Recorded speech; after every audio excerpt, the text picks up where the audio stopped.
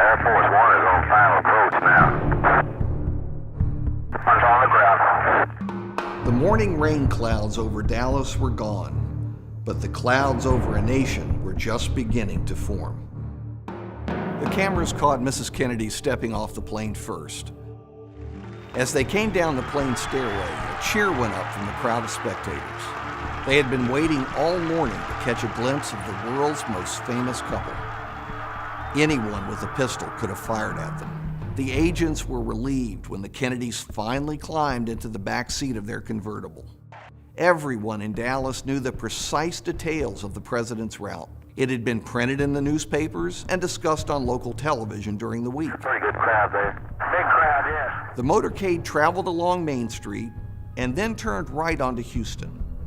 Looming directly ahead was the nondescript Texas School Book Depository. Seconds later, the motorcade slowed for an unusual hairpin left turn onto Elm Street.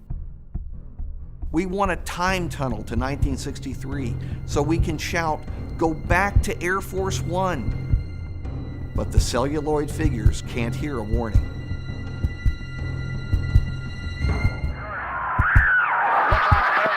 The early reports were confusing. It was difficult to separate fact from rumor. And then the news came.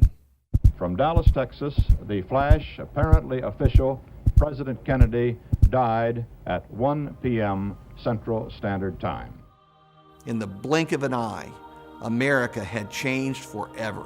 The youngest elected chief executive in U.S. history became the youngest to die.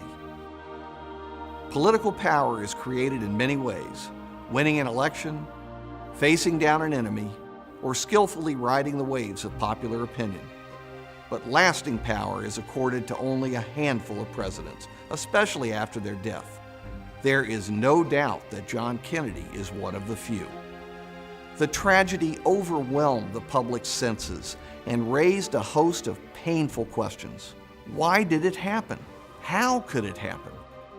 November 22, 1963 was so powerful a moment in the national psyche that in the 50 years since the assassination, Democratic and Republican presidents alike have used Kennedy's words and actions in an effort to craft their own political images. Why does Kennedy's influence persist, and will it continue? We'll address these questions and much more as we explore the Kennedy half-century.